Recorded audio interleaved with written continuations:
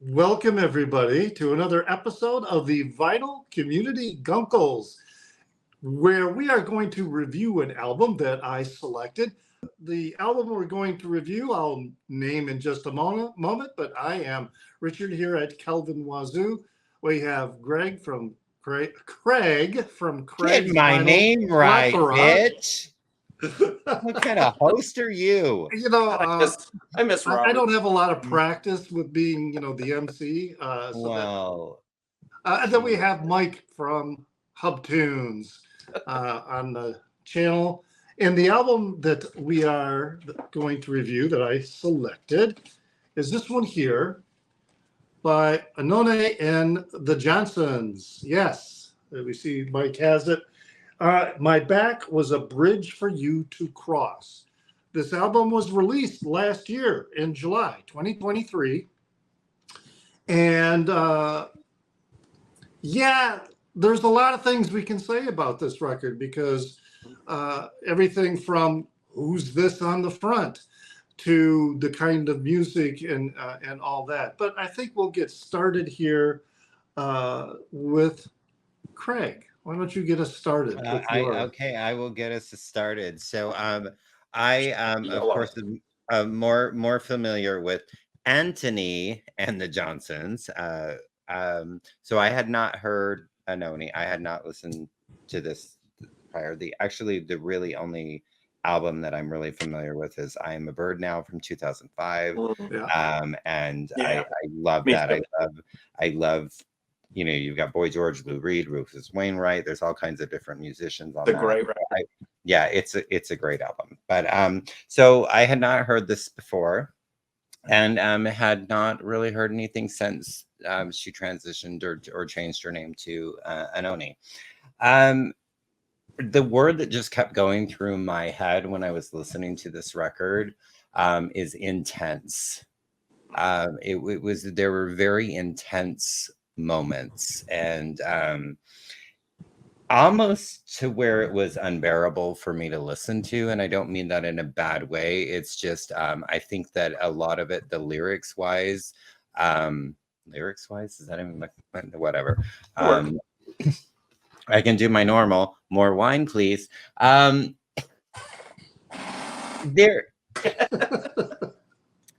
There were moments that just really stood out to me. The thing with Anohni's voice is that sometimes it can be grating, and I don't mean that in a disrespect or something like that, but it's just like it's not something that you can listen to all the time. I appreciate her vocals. I appreciate certain aspects. I feel like I'm going again intense. I felt intense a lot. It started off with "It Must Change," which was the first single off the record. Then you have "Go Ahead," which is 1 minute and 31 seconds, and it has all these crazy like guitar and like maybe 3 or 4 lyrics. Like it's not a lot, but it was just very gutting. Just that minute and a half. And then the song "Sliver of Ice," that was the second single, and that is the standout track on this record to me. There's none that are better. There's none that are, it's just like I just visualized the lyrics like I was listening to it, and I could almost feel that sliver of ice on my tongue. It's just it was very visual for me listening to that track. The song "Scapegoat," although I appreciate it, and like "I Can Use You Like a Toilet," like it opens up with "I Can Use You Like a Toilet." I'm like, oh, that's not nice. But the Aaron Neville vocal stylings,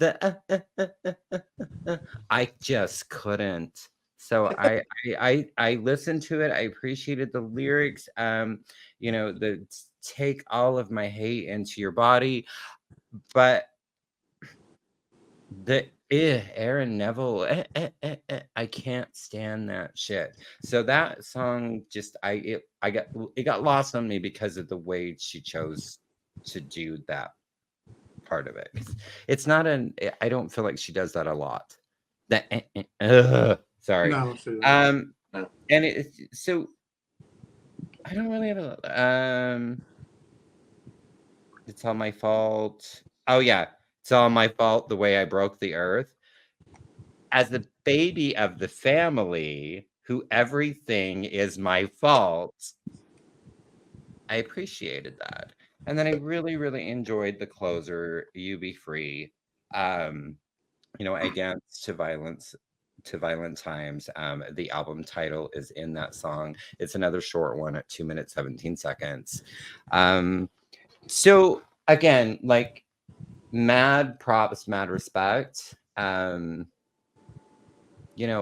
P on the cover. The Johnsons is obviously from, because I guess they met like shortly before Yes. Yeah. Marsha died.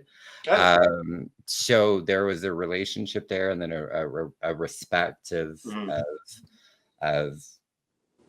that's why it's Anthony, or now Anohni and the Johnsons. So overall, again, it was just really intense, and it was almost too, and we all know how I love my tragic songs and my tragic music, and this was almost just a little at moments almost too tragic for me, like maybe almost too real.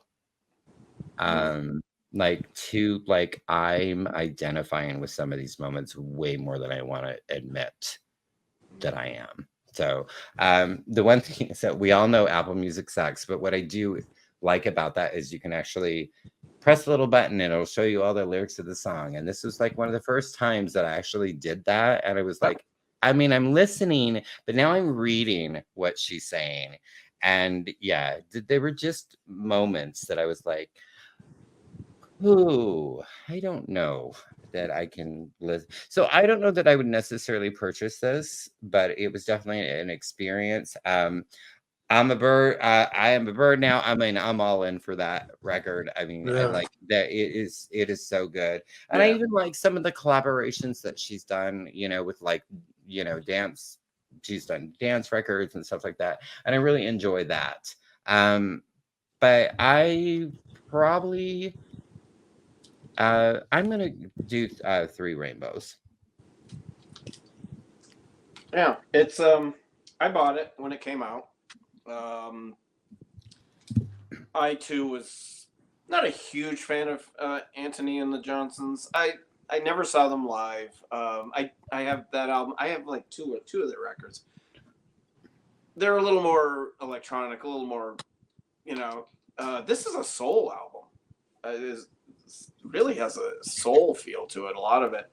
I bought this when it came out. I had heard it. I streamed it. And it was getting such rave reviews. Everybody was talking about this album when it came out. And so I picked it up, and I remember coming home and playing it and really just not caring for it. But I kept playing it and playing it. This is definitely a grower. This is an album that, first of all, it's not for everybody. Definitely not for everybody. Her vocals are not for everybody. It definitely grows on you the more and more you listen to it. It's an intense record, man. It is. It's emotional. It's scarred. There's so much emotion in this record. The more I listen to it, the more I do enjoy it. And when Richard picked it, I've been listening to it. I bet I listened to it 5 or 6 times this week between streaming it and playing it at home. And I liked it even more and more the more I listened to it. The opener, It Must Change, is great. What a great song.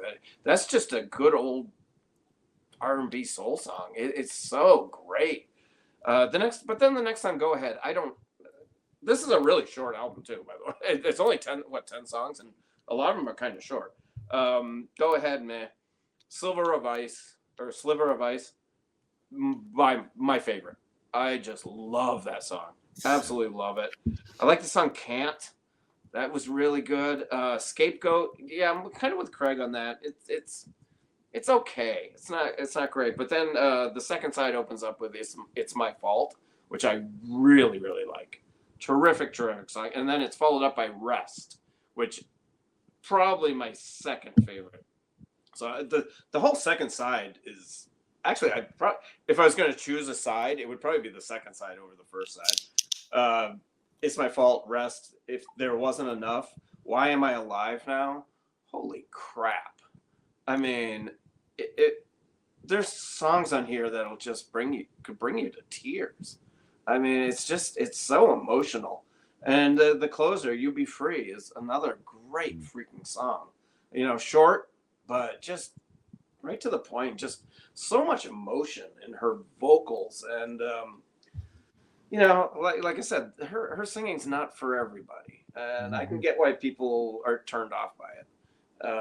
But I think this is really where she just nails it on this record. It's great. The pressing sounds good too. I was surprised how good this pressing sounds. It's really, really good. I hadn't listened to it because I bought it when it came out. What did you say, July last year? Yeah. And I probably haven't listened to it in 6 or 7 months. And man, it really is good. I'm gonna give it.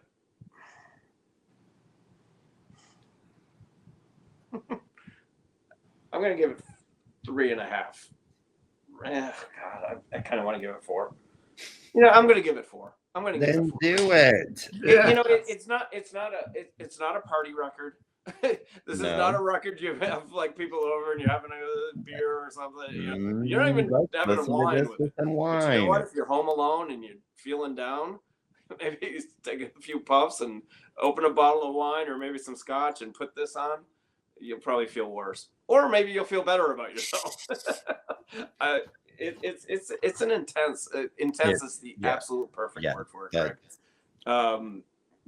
And they're playing Symphony Center here in Chicago in a couple of months. Wow. So Got my ticket. Yeah, you're going to see them at Symphony Center. They're playing there. I never would have dreamed because I saw that they were coming, and I was like, oh, I might go see it. And I was like, oh my God, Symphony Center, they're playing, which blows me away. But I remember when Anohni and the Johnsons, they were like the it band for a while. Remember, like they were the big buzz band when they first started out. And, I mean, it clearly come a long, long way. A lot of it's I really enjoy it. But again, not something I'm going to throw on the record player a lot. Yeah. All right. Well, yeah, I selected this one in part for 2 reasons. At the time of the selection and at the time of this recording, it was Pride Month. And this also was a recording, very recent. As we were saying, it was released last year in July. This was also her first album with the Johnsons since 2010. And it's also her first album as Anohni since the EP Paradise in 2017, which I don't have. But her debut album as Anohni was in 2016. That's Hopelessness. And the backstory with this is, she was Anohni.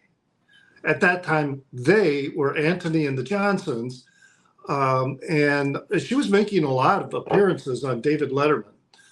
He brought them back, a lot of times, and it was interesting. It was a bartender, I think a straight bartender, but you never know sometimes, who was at this bar I would go to after work when I worked at a newspaper. And he told me about Anohni and the Johnsons. And I checked them out. And I just, I've got most of the records. I mean, there's this EP, Thank You for Your Love.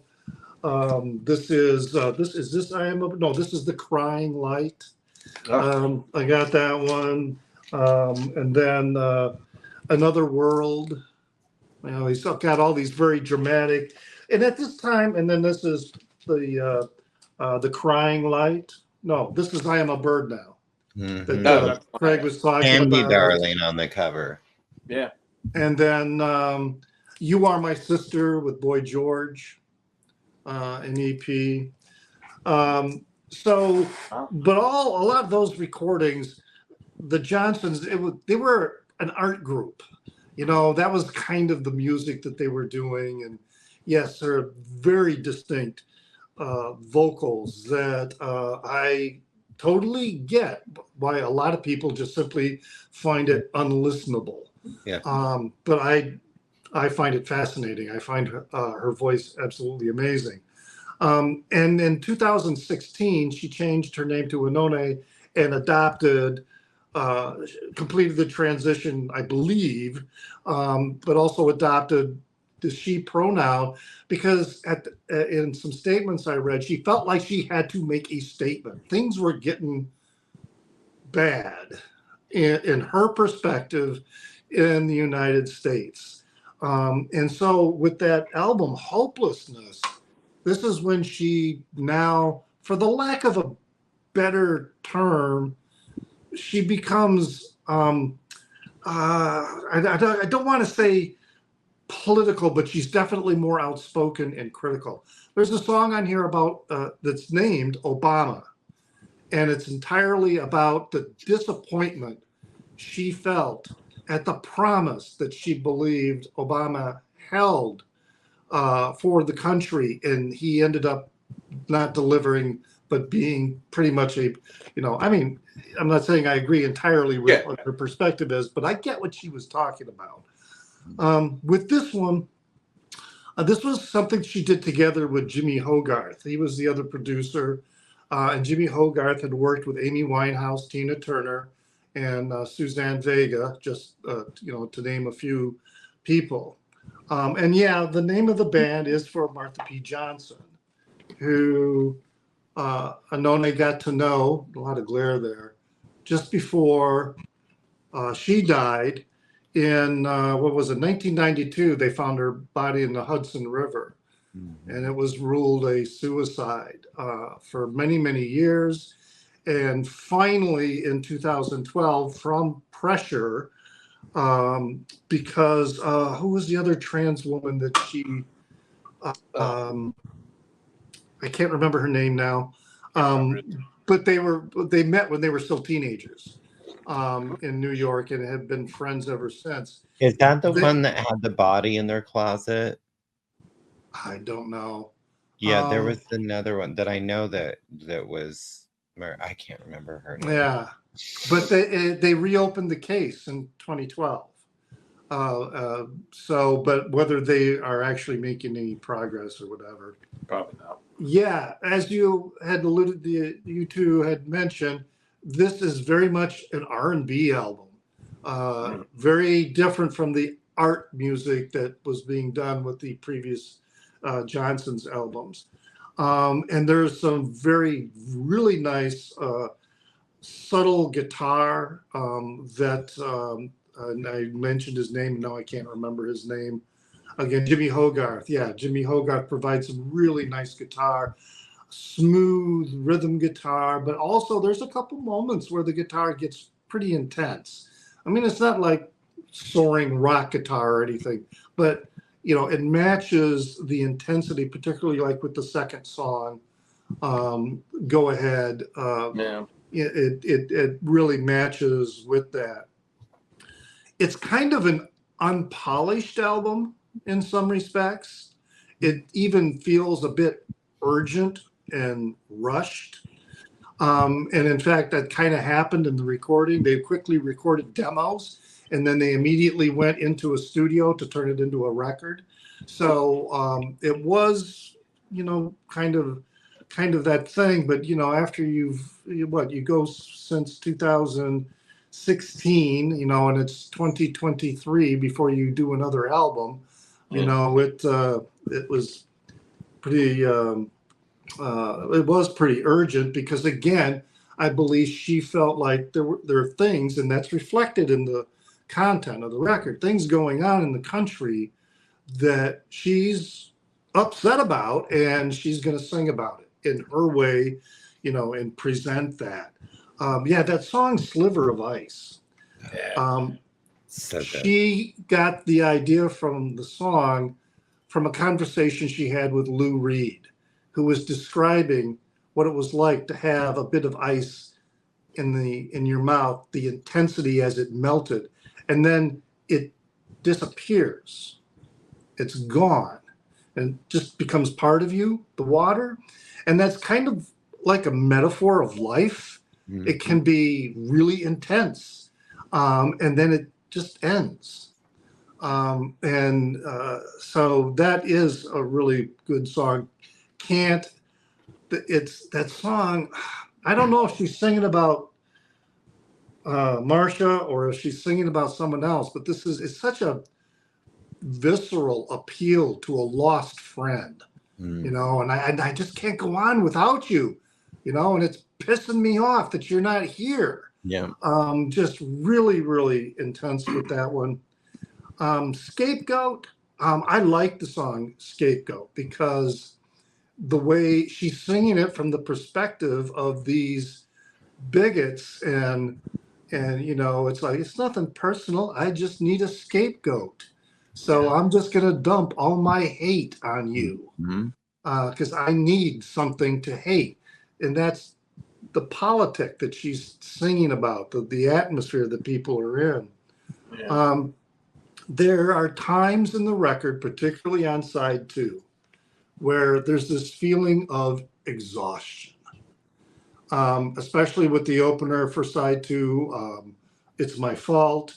The song Rest is this, I love that song. it's just so big and atmospheric and expansive. It's almost anthemic to me in its delivery. There wasn't enough. Why Am I Alive Now is, again, that feeling of exhaustion, you know, of all this shit that's going on. Why am I alive now? Why do I have to live through this kind of situation? And then the closer, You Be Free. Kind of, to me, sums up how everyone in our community, from going back to ancient times, everything that we do to try and help the next generation. You know, and my back becomes a bridge for you to walk into, you know, the future. But you know, but we're still doing the same thing. We're still fighting the same fight, and we make progress. But I think the urgency in this record is saying, you know, wow, we're going backwards, and that really exhausts me. And that's what she's saying, and you know, really kind of exhausts me as well. Yeah, I'm surprised that I've been a fan of Anohni and the Johnsons because their music is so peculiar. Yeah. It's just not something. And the fact that David Letterman kept bringing her back, you know, I mean, she didn't make just one appearance. There were many appearances. A lot. Yeah. Yes. And the bartender that told me about her, again, I was just, you know, was listening to him talk about it. And then when I listened to it, I'm going, wow, he likes this? You know, that just really blew me away. But anyway, I wrestled with it's definitely not a perfect album. There are rough edges to it. And Aaron Neville vocals. yeah, you know, I know. Yeah, By the way, next now week we're that going to be reviewing Aaron Neville. With Linda Ronstadt, the whatever that's called. Yeah. Yeah, I That know. album they did together. I never liked Aaron Neville. I don't like but we all know that. So go ahead, Aaron Neville vocals. So definitely, but I am wondering, you know, I've been vacillating. Do I give it 4 rainbows? Do I give it 4.5 rainbows? Because despite its flaws, it is a very powerful album. In just the last 24 hours, I've listened to it 3 times, just because I felt like I wanted to see if I could catch any more nuance to what was going on And then it's likely I won't listen to this for for a while. I'll go back and listen to the earlier stuff. I'm not listening to it for a while. Yeah. But I'm still gonna give it 4.5 rainbows because it just seems to be a very timely release, timely for the situation that we are in now, timely for her as well, and also timely because I'm going to be seeing her perform at Symphony Hall in Chicago. It's like, the only time I've ever been to a concert there was to the Chicago Symphony. Oh, you're gonna love it. And I got pretty good seats. So sold out within like 10 minutes, right? Oh yeah, I would buy a seat. I would put in my order, and then it would come back. Sorry, those seats are gone already. Then I tried it again. Sorry, those seats are gone on. That was I had the code for the pre-sale. Yeah. And but I still got a main floor ticket. Not too far back. I think I might be 12 rows from the stage. Great. But anyway, 4.5 rainbows for this album. I think gives her 11.5 rainbows. I think the flaws are actually kind of what gives it some charm. Yeah, there's an endearing because quality it's not a to perfect album, and but yet, but it intense. Yeah. We've all said it. Yeah. All right, so that's our roundup review for Anohni The Johnsons' new release. My back is a bridge for you to cross. For our next album review, that is going to fall on Craig. Craig, what do you have for us? It's me, and I'm going a little simple and maybe a little predictable. It's not Dolly again. Oh, okay. It's not. It's not Dolly. It's not Madonna. It's not Riley Kiley. Is it Tammy? It's what? No. Is Tammy Wynette? No. Tammy Wynette. I don't even think I own any Tammy. No, I do have the album she did with Loretta Lynn and Dolly. So yes, I do have. But very special album to me. I've mentioned it a lot on my channel, maybe throughout here. And I finally want to talk. I'm being brave. I hope it doesn't get murdered. But it's just a very, very important, endearing album to me and my life. So we are going to be reviewing George Michael's Older. So his third solo release, Older. George Michael's Older from '96. Shit, damn. I'm looking forward to this because I'm only familiar on the fringe of, maybe what I've heard on the radio of George Michael and Wham. And I've always liked it. I just never really dove into it. Yeah, me neither. I know I like his older records more. Older. Well, there you have it. I hope you enjoyed this episode of the Vinyl Community Guncles. That's us. And I bid you adieu. This What's is your Richard. name? What's your name? Calvin Wazoo. Okay. I'm Craig at the plethora of vinyl and bullshit. Yeah. And I'm Mike at Hub Tunes. Peace out, bitches.